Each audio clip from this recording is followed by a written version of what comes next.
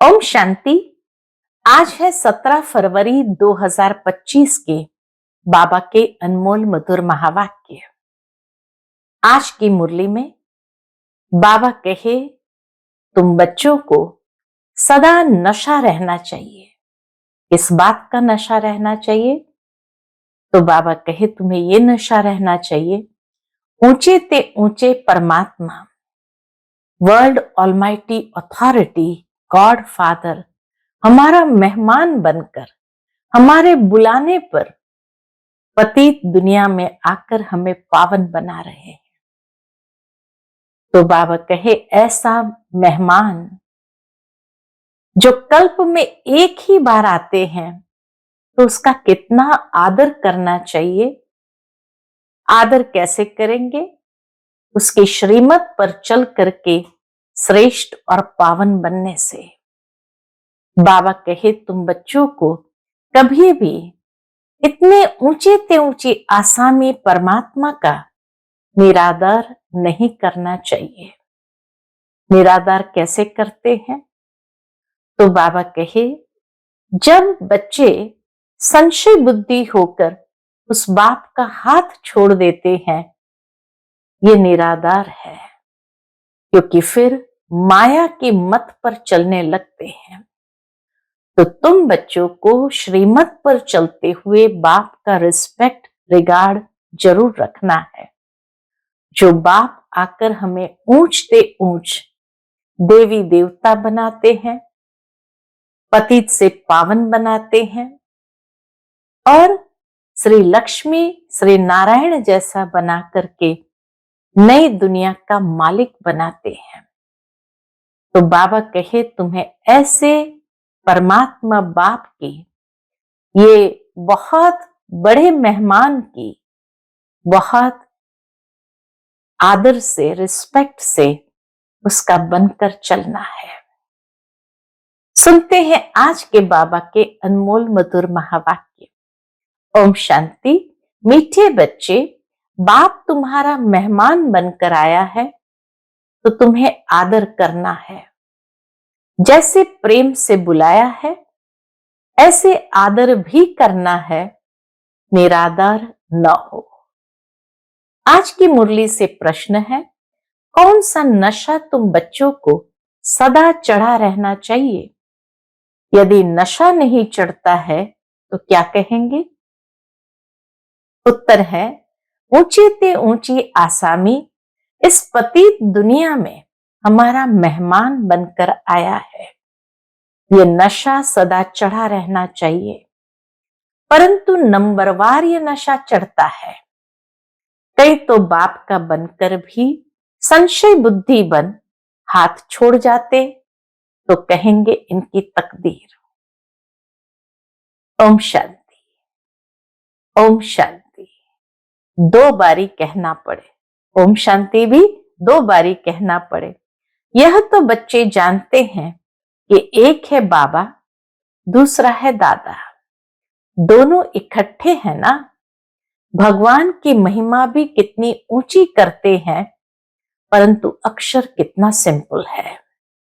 God father, सिर्फ father नहीं कहेंगे, गॉड फादर, वह है ऊंचते ऊंच। उनकी महिमा भी बहुत ऊंच है। उनको बुलाते भी पतित दुनिया में है। खुद आकर बतलाते हैं कि मुझे पतित दुनिया में ही बुलाते हैं, परंतु पतित पावन वह कैसे हैं, कब आते हैं, यह किसको भी पता नहीं है।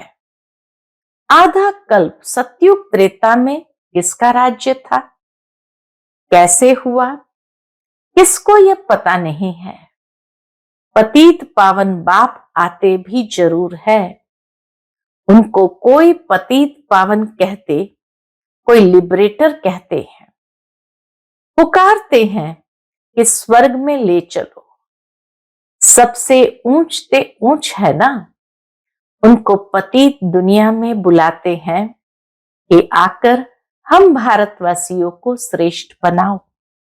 बाबा कहे कितना प्रेम से सभी भारतवासी ने बुलाया कि आकर हम पतितों को पावन बनाओ, हमें श्रेष्ठ बनाओ। उनका पोजीशन कितना बड़ा है, हाईएस्ट अथॉरिटी है। शिव बाबा का पोजीशन ही है, हाईएस्ट अथॉरिटी है। उनको बुलाते हैं, जबकि रावण राज्य है। नहीं तो इस रावण राज्य से कौन छुड़ावे।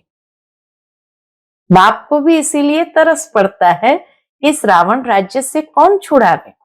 ये सब बातें तुम बच्चे सुनते हो तो नशा भी चढ़ा रहना चाहिए, परंतु इतना नशा चढ़ता नहीं है। शराब का नशा सभी को चढ़ जाता है। बाबा के शराब का नशा सभी को चढ़ जाता है, ये नहीं चढ़ता है। इसमें है धारणा की बात। जितनी जितनी जिसकी धारणा, उतना उतना उसको नशा चढ़ता है। बाबा कहे यह भी तकदीर की बात है। नशा चढ़ना यह भी तकदीर की बात है, और उसके लिए धारणा बहुत अच्छी चाहिए। तो बाप है बहुत बड़ी आसामी। शिव बाबा कितना मुरली के द्वारा हम बच्चों को ये रियलाइजेशन देना चाहते हैं कि तुम्हारे सन्मुख कौन बैठा है, कौन आया है, बहुत बड़ी आसामी है। तुम्हारे में भी कोई कोई को पूरा निश्चय रहता है। निश्चय अगर सबको होता तो संशय में आकर भागते क्यों। बाप को भूल जाते हैं। बाप के बने फिर बाप के लिए कोई संशय बुद्धि नहीं हो सकता। परंतु यह बाप है वंडरफुल। गायन भी है, आश्चर्यवत बाबा को जानंती, बाबा कहंती, ज्ञान सुनंती सुनावंती। फिर अहो माया, फिर भी संशय बुद्धि बनावंती। कितना प्यार से बाबा कहते हैं। गायन भी है, आश्चर्यवंत बाबा को जानंती, बाबा कहंती, ज्ञान सुनंती सुनावंती। अहो माया, फिर भी संशय बुद्धि बनावंती। बाप समझाते हैं इन भक्ति मार्ग के शास्त्रों में कोई सार नहीं है। बाप कहते हैं मुझे कोई भी जानते नहीं। तुम बच्चों में भी मुश्किल कोई ठहर सकते हैं।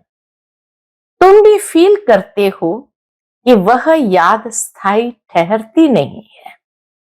ये महसूस तो होता है कि परमात्मा की याद स्थायी ठहरती नहीं है।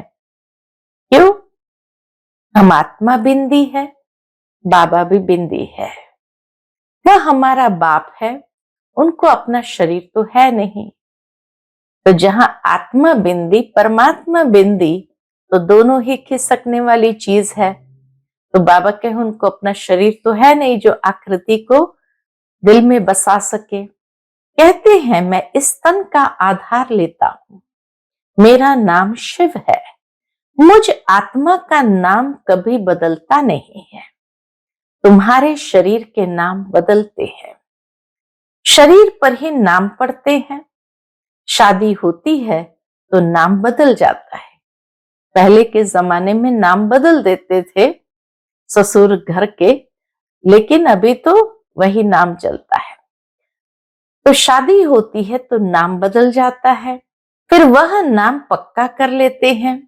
तो अब बाप कहते हैं तुम यह पक्का कर लो कि हम आत्मा है। यह बाप ने ही परिचय दिया है कि जब जब अत्याचार और ग्लानि होती है तब मैं आता हूं। कोई अक्षरों को भी पकड़ना नहीं है। बाप खुद कहते हैं मुझे पत्थर बित्तर में ठोक कितने ग्लानि करते हैं। यह भी नई बात नहीं। कल्प कल्प ऐसे पतित बन और ग्लानि करते हैं, तब मैं आता हूं। कल्प कल्प का मेरा पाठ है, इसमें अदली बदली हो नहीं सकती। ड्रामा में नूंद है ना। तुमको कई कहते हैं सिर्फ भारत में ही आता है क्या? भारत ही सिर्फ स्वर्ग बनेगा क्या? कई लोग पूछते हैं क्या भगवान सिर्फ भारत में ही आता है क्या? भारत ही सिर्फ स्वर्ग बनेगा? हाँ, बाबा कहते हाँ, यह तो अनादि अविनाशी पार्ट हो गया ना। बाप कितना ऊंच ते ऊंच है। पतितों को पावन बनाने वाला बाप कहते हैं, मुझे बुलाते ही है इस पतित दुनिया में। मैं तो सदा पावन हूं, मुझे पावन दुनिया में बुलाना चाहिए ना। परंतु नहीं, पावन दुनिया में बुलाने की दरकार ही नहीं। पतित दुनिया में ही बुलाते हैं कि आकर पावन बनाओ। मैं कितना बड़ा मेहमान हूं। कितना बाबा रियलाइजेशन देते, मैं कितना बड़ा मेहमान हूं। आधा कल्प से मुझे याद करते आए हो। यहाँ कोई बड़े आदमी को बुलाएंगे, करके 1-2 वर्ष बुलाएंगे। फलाना इस वर्ष नहीं तो दूसरे वर्ष आएगा। इनको तो आधा कल्प से याद करते आए हो। बाबा कहे कोई 1-2 बारी बुलाया ऐसा भी नहीं, आधा कल्प से 2500 वर्ष से बुलाते आए हैं। इनके आने का पाठ तो फिक्स हुआ पड़ा है, ये किसको भी पता नहीं है। बहुत ऊंच ते ऊंच बाप है। मनुष्य बाप को एक और तो प्रेम से बुलाते हैं, दूसरी और महिमा में दाग लगा देते हैं। वास्तव में ये बड़े ते बड़ा गेस्ट ऑफ ऑनर, बड़ी महिमा वाला मेहमान है, जिसकी ऑनर यानी जिसकी महिमा को दाग लगा दिया है और कह देते हैं वह पत्थर ठिक्कर सब में है। कितनी हाईएस्ट अथॉरिटी है। बुलाते भी बहुत प्रेम से है, परंतु है बिल्कुल बुद्धू। बाबा कहे है बिल्कुल बुद्धू। मैं ही आकर अपना परिचय देता हूं कि मैं तुम्हारा फादर हूं। मुझे गॉड फादर कहते हैं। जब सब रावण की कैद में हो जाते हैं, तभी बाप को आना होता है, क्योंकि सब है भक्तियां अथवा ब्राइड्स, सीताएं। बाप है ब्राइडग्रूम राम। एक सीता की बात नहीं है। सब सीताओं को रावण की जेल से छुड़ाते हैं। यह है बेहद की बात। यह है पुरानी पतित दुनिया। इसका पुराना होना फिर नया होना एक्यूरेट है। ये शरीर आदि तो कोई जल्दी पुराने हो जाते, कोई जास्ती टाइम चलते हैं। ये ड्रामा में एक्यूरेट नोंद है। पूरे 5000 वर्ष बाद फिर मुझे आना पड़ता है। मैं ही आकर अपना परिचय देता हूं और सृष्टि चक्र का राज समझाता हूं। इसको भी न मेरी पहचान है, न ब्रह्मा विष्णु शंकर की, न लक्ष्मी नारायण की, न राम सीता की पहचान है। ऊंच ते ऊंच एक्टर्स ड्रामा के अंदर तो यही है तो मनुष्य की बात। कोई 8-10 भुजा वाले मनुष्य नहीं है। विष्णु को 4 भुजा क्यों दिखाते हैं? रावण के 10 शीश क्या है, ये किसको भी पता नहीं है। बाप ही आकर सारे वर्ल्ड के आदि मध्य अंत का नॉलेज बताते हैं। कहते हैं मैं हूं बड़े ते बड़ा गेस्ट, परंतु गुप्त। यह भी सिर्फ तुम ही जानते हो। बड़े ते बड़ा गेस्ट है, परंतु जानते कोई नहीं, क्योंकि गुप्त है। परंतु जानते हुए भी फिर भूल जाते हो, उनका कितना रिगार्ड रखना चाहिए। कई बाबा के बच्चे बाबा को जानते हुए भी भूल जाते हैं, तो बाबा कहे तुम्हें कितना रिगार्ड रखना चाहिए, उन्हें याद करना चाहिए। बाप का रिगार्ड है बाप को याद करना। आत्मा भी निराकार, परमात्मा भी निराकार, इसमें फोटो की तो बात ही नहीं। तुमको तो आत्मनिश्चय कर बाप को याद करना है, देह अभिमान छोड़ना है। तुम्हें सदैव अविनाशी चीज को देखना चाहिए। अंतर चक्षु से अविनाशी चीज को देखना चाहिए। तुम विनाशी देह को क्यों देखते हो? देही अभिमानी बनो, इसमें ही मेहनत है। जितना याद में रहेंगे उतना कर्मातीत अवस्था को पाए उच्च पद पाएंगे। बाप बहुत ही सहज योग अर्थात याद सिखलाते हैं। योग तो अनेक प्रकार के हैं, याद अक्षर ही यथार्थ है। परमात्मा बाप को याद करने में ही मेहनत है। कोई विरला सच बताते हैं कि हम इतना समय याद में रहा। याद करते ही नहीं है तो सुनाने में लज्जा आती है। लिखते हैं सारे दिन में 1 घंटा याद में रहे तो लज्जा आनी चाहिए ना। अगर 24 घंटे में 1 घंटा ही सिर्फ याद किया तो बाबा कहे लज्जा आनी चाहिए ना। ऐसा बाप जिसको दिन रात याद करना चाहिए और हम सिर्फ 1 घंटा याद करते हैं, इसमें बड़ी गुप्त मेहनत है। बाप को बुलाते हैं तो दूर से आने वाला गेस्ट हुआ ना। बाप कहते मैं नई दुनिया का गेस्ट नहीं बनता हूं, आता ही पुरानी दुनिया में हूं। नई दुनिया की स्थापना आकर करता हूं। यह पुरानी दुनिया है, यह भी कोई यथार्थ नहीं जानते। नई दुनिया की आयु ही नहीं जानते। बाप कहते ये नॉलेज मैं ही आकर देता हूं। बाबा कहते ये नॉलेज मैं ही आकर देता हूं। फिर ड्रामा अनुसार ये नॉलेज गुम हो जाती है। फिर कल्प बाद ये पाठ रिपीट होगा। मुझे बुलाते हैं, वर्ष वर्ष शिव जयंती मनाते हैं। जो होकर जाते हैं तो उनकी वर्ष वर्ष वर्षी मनाते हैं।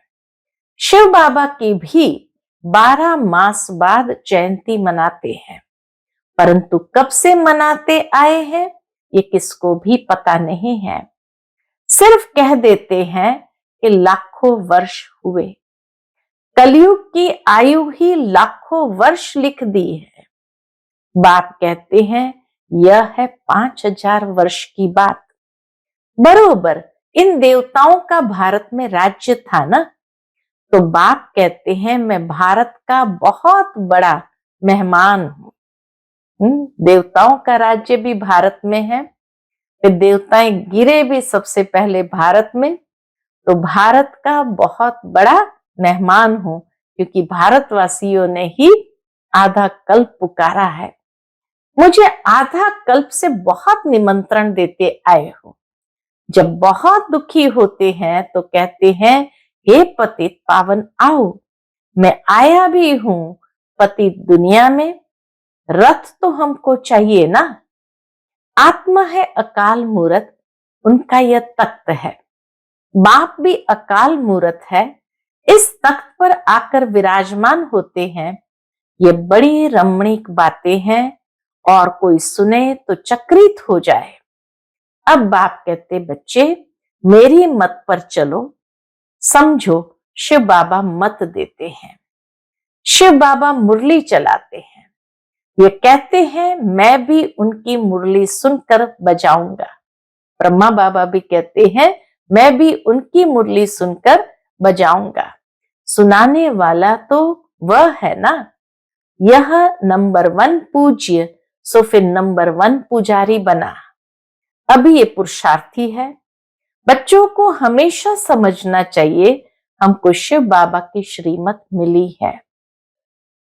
अगर कोई उल्टी बात भी हुई तो वो सुलटी कर देंगे। ये अटूट निश्चय है तो रिस्पॉन्सिबल शिव बाबा है। ये ड्रामा में नूंद है। विघ्न तो पड़ने ही है। बाबा कहे इस यज्ञ में विघ्न तो पड़ने ही है। बहुत कड़े कड़े विघ्न पड़ते हैं। अपने बच्चों के भी विघ्न पड़ते हैं। तो हमेशा समझो शिव बाबा समझाते हैं। बाबा कहे हमेशा समझो कि शिव बाबा समझाते हैं तो याद रहेगी। कई बच्चे समझते हैं ये ब्रह्मा बाबा मत देते हैं, परंतु नहीं, शिव बाबा ही रिस्पॉन्सिबल है। परंतु देह अभिमान है तो घड़ी घड़ी इनको ही देखते रहते हैं। शिव बाबा कितना बड़ा मेहमान है तो भी रेलवे आदि वाले थोड़ी जानते हैं। बाबा जब ट्रेन में जाते थे तो बाबा कहे इतने लोग ट्रेन में बैठे होते थे या रेलवे वाले भी होते थे, टिकट चेक करने आते थे, लेकिन वो थोड़ी जानते हैं निराकार को कैसे पहचाने व समझे। वह तो बीमार हो न सके तो बीमारी आदि का इनका कारण बताते हैं। वह क्या जाने इनमें कौन है। बाबा कभी जाते थे और कहते थे, भाई किसके लिए जा रहे हैं? तो कहते थे डॉक्टर को दिखाने के लिए, क्योंकि ब्रह्मा बाबा को कई बार तकलीफ होती थी। तो वो क्या जाने कि इसमें कौन है। तुम बच्चे भी नंबरवार जानते हो, वह सभी आत्माओं का बाप और यह फिर प्रजापिता मनुष्य का बाप। तो यह दोनों बाप दादा कितने बड़े गेस्ट हो गए, कितने बड़े मेहमान हो गए। बाप कहते जो कुछ होता है ड्रामा में नूंद है। मैं भी ड्रामा के बंधन में बांधा हुआ हूं, नूंद बिगर कुछ कर नहीं सकता हूं। माया भी बड़ी दुस्तर है, राम और रावण दोनों का पार्ट है। ड्रामा में रावण चैतन्य होता तो कहता, मैं भी ड्रामा अनुसार आता हूं, यह दुख और सुख का खेल है। बाबा कहे अगर रावण चैतन्य में होता तो वो भी कहते हैं कि मैं कब से आता हूं, क्या करता हूं। तो बाबा कहे ये दुख और सुख का खेल है। सुख है नई दुनिया में, दुख है पुरानी दुनिया में। नई दुनिया में थोड़े मनुष्य, पुरानी दुनिया में कितने ढेर मनुष्य है। पतित पावन बाप को ही बुलाते हैं कि आकर पावन दुनिया बनाओ, क्योंकि पावन दुनिया में बहुत सुख था, इसलिए ही कल्प कल्प पुकारते हैं। बाप सबको सुख देकर जाते हैं। अभी फिर पार्ट रिपीट होता है। दुनिया कभी खलास नहीं होती, खलास होना इम्पॉसिबल है। दुनिया खत्म नहीं हो जाती, खत्म होना इम्पॉसिबल है, असंभव है। समुद्र भी दुनिया में है ना, यह थर्ड फ्लोर तो है ना। कहते हैं जलमयी, पानी पानी हो जाता है, फिर भी पृथ्वी फ्लोर तो है ना, पानी भी तो है ना। पृथ्वी फ्लोर कोई विनाश नहीं हो सकता। ये पृथ्वी का जो फ्लोर है वो कभी विनाश नहीं हो सकता। जल भी इस फ्लोर में होता है। सेकंड और फर्स्ट फ्लोर, सूक्ष्म वतन और मूल वतन में तो जल होता नहीं। ये बेहद सृष्टि के 3 फ्लोर है, मूल वतन, सूक्ष्म वतन, स्थूल वतन, जिसको तुम बच्चों के सिवाय कोई भी नहीं जानते। ये खुशी की बात सबको खुशी से सुनानी है। ज्ञान भी बाबा कहे सबको खुशी से सुनानी है। जो पूरे पास होते हैं उनका ही अतीन्द्रिय सुख गाया हुआ है। जो रात दिन सर्विस पर तत्पर है, सर्विस ही करते रहते हैं, उन्हें बहुत खुशी रहती है। कोई कोई ऐसे दिन भी आते हैं जो मनुष्य रात को भी जागते हैं, परंतु आत्मा थक जाती है तो सोना होता है। आत्मा के सोने से शरीर भी सो जाता है। आत्मा न सोए तो शरीर भी न सोए, थकती आत्मा है। आज मैं थका पड़ा हूं, किसने कहा? आत्मा ने। तुम बच्चों को आत्म अभिमानी हो रहना है, इसमें ही मेहनत है। बाप को याद नहीं करते, देही अभिमानी नहीं रहते तो देह के संबंधी आदि याद आ जाते हैं। बाप कहते हैं तुम नंगे आए थे, फिर नंगे जाना है। ये देह के संबंध आदि भूल जाओ। इस शरीर में रहते मुझे याद करो तो सतो प्रधान बनेंगे। बाप कितनी बड़ी अथॉरिटी है, बच्चों के सिवाय कोई जानते ही नहीं। बाप कहते मैं ही गरीब निवास, सभी साधारण है। बाप है गरीब निवास और इस समय सभी साधारण है। पतित पावन बाप आया है, यह जान ले तो पता नहीं कितनी भीड़ हो जाए। बड़े बड़े आदमी आते हैं तो कितनी भीड़ हो जाती है। तो ड्रामा में इनका पार्ट ही गुप्त रहने का है। आगे चल आहिस्ते आहिस्ते प्रभाव निकलेगा और विनाश हो जाएगा। सब थोड़ी मिल सकते हैं, याद करते हैं ना तो उनको बाप का परिचय मिल जाएगा, बाकी पहुंच नहीं पाएंगे। जैसे बांधेली बच्चियां मिल नहीं पाती है, कितने अत्याचार सहन करती है, विकार को छोड़ नहीं सकते हैं, कहते सृष्टि कैसे चलेगी। अरे सृष्टि का बोझ बाप पर है कि तुम पर? बाबा के सृष्टि का बोझ किस पर है, बाप पर है कि तुम पर? बाप को जान लेवे तो फिर ऐसे प्रश्न न पूछे। बोलो पहले बाप को तो जानो, फिर तुम सब कुछ जान सकेंगे। समझाने की भी युक्ति चाहिए। बाप को जानेंगे तो सब कुछ जानेंगे, बाकी बाबा कहे समझाने की भी युक्ति चाहिए। अच्छा, मीठे मीठे सिकिलते बच्चों प्रति माता पिता बाप दादा का याद प्यार और गुड मॉर्निंग। रूहानी बाप की रूहानी बच्चों को नमस्ते।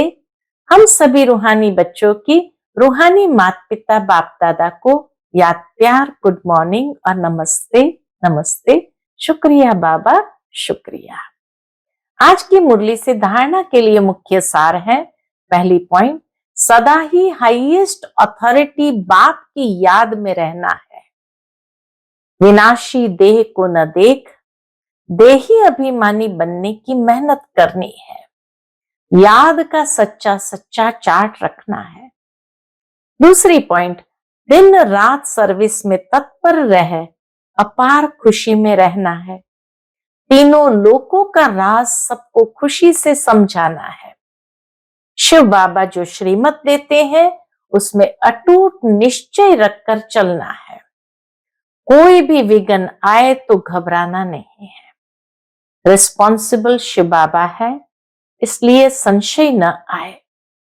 आज का बाप दादा का मधुर वरदान हम बच्चों के प्रति है। श्रेष्ठ वेला के आधार पर सर्व प्राप्तियों के अधिकार का अनुभव करने वाले पद्मा पदम भाग्यशाली भव।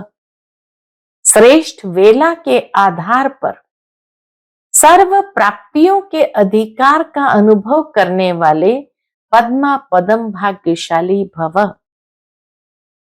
जो श्रेष्ठ वेला में जन्म लेने वाले भाग्यशाली बच्चे हैं, वह कल्प पहले की टचिंग के आधार पर जन्मते ही अपनेपन का अनुभव करते हैं। वह जन्मते ही सर्व प्रॉपर्टी के अधिकारी होते हैं। जैसे बीज में सारे वृक्ष का सार समाया हुआ है, ऐसे नंबर 1 वेला वाली आत्माएं सर्व स्वरूप की प्राप्ति के खजानों के आते ही अनुभवी बन जाते हैं। वे कभी ऐसे नहीं कहेंगे कि सुख का अनुभव होता शांति का नहीं, शांति का होता सुख का व शक्ति का नहीं, सर्व अनुभव से संपन्न होते हैं। आज का स्लोगन है, अपने प्रसन्नता की छाया से शीतलता का अनुभव कराने के लिए निर्मल और निर्माण बनो। अपने प्रसन्नता की छाया से शीतलता का अनुभव कराने के लिए निर्मल और निर्माण बनो। आज का अव्यक्त इशारा है, एकांत प्रिय बनो, एकता और एकाग्रता को अपनाओ। सर्व संबंध, सर्व रसनाएं एक से लेने वाला ही एकांत प्रिय हो सकता है। जब एक द्वारा सर्व रसनाएं प्राप्त हो सकती है तो अनेक तरफ जाने की आवश्यकता ही क्या है। सिर्फ एक शब्द भी याद रखो तो उसमें सारा ज्ञान आ जाता है। स्मृति भी आ जाती, संबंध भी आ जाता, स्थिति भी आ जाती और साथ साथ जो प्राप्ति होती है वह भी उस एक शब्द से स्पष्ट हो जाती है। एक की याद, स्थिति एक रस और ज्ञान भी सारा एक की याद का ही मिलता है। प्राप्ति भी जो होती है वह भी एक रस रहती है। अच्छा, ओम शांति।